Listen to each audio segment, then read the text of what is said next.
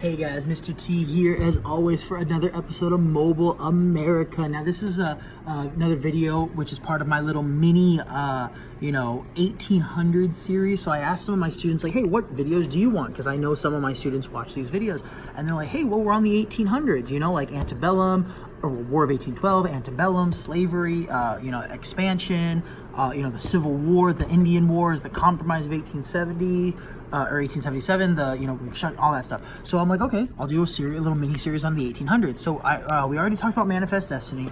Now we are here to talk about the Texas. Yes, I said the Texas. Technically speaking, they are called Texians. I did not make that word up. That's what they were called. So the reason we're talking about Texas is Texas was a huge deal in the 1800s. It actually led us to a war with Mexico, okay? Like a legitimate war, not just a skirmish, like a full-on Congress declaring war and all that. And the reason being is in 1821, Mexico declared their independence from this little country called Spain. Okay, nowadays they're little. At the time, they were like the third largest empire on earth. So Mexico declares its independence from Spain. Actually, it declared its independence 10 years earlier. 1821 was when it actually gained its independence. And part of Mexico territory was what we call the Southwest. California, Arizona, New Mexico, Nevada, Colorado, that whole area, and the state of Texas. Okay, well, Texas, the people living in Texas was like, we don't like the way Mexico's running things here. So Texas was fully 100% a part of Mexico, completely owned and controlled by Mexico. The Texians were like, we don't like this control. And the thing is, a lot of Americans, United States, were moving into Texas to farm and run the lands there. Well, the Mexican government became more and more centralized. So instead of giving power to the people, they started taking power for themselves. And the people in Texas were like, we don't like this. The thing is, it wasn't just Texas.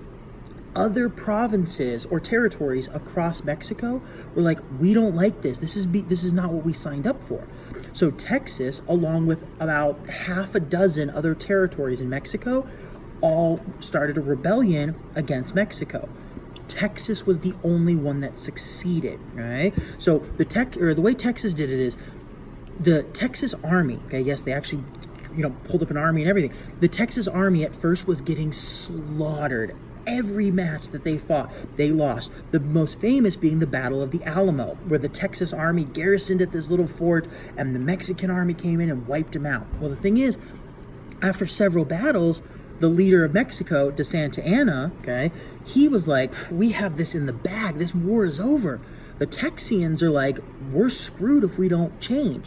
Texas raises a real army. Mexico breaks their army up, and Texas manages to kill most of Santa Anna's army and capture him. Well, Santa Anna, or the Texians, were like, hey, Santa Anna, you give us our independence and we don't kill you. Santa Anna agreed, and he fled south. The problem is Mexico never actually recognized Texas independence. So as far as Mexico was concerned, Texas was still part of Mexico. Well, America steps in.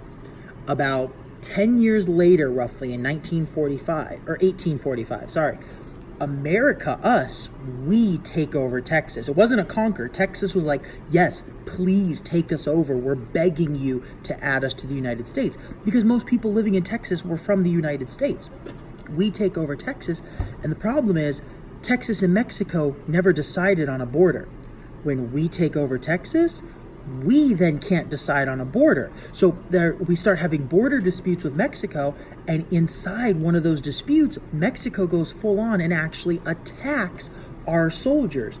Congress sees that as a declaration of war, and the next thing you know, America's at war with Mexico. So that's a little background about Texas, and the cool thing is Texas wasn't just some limbo territory. They were a full-fledged country. Their own Congress, their own Senate, their own Constitution and everything. They were a full-fledged country until we took them over, and after we took them over, again, that border dispute rose back up. So stay tuned. The next video will be on the Mexican-American War.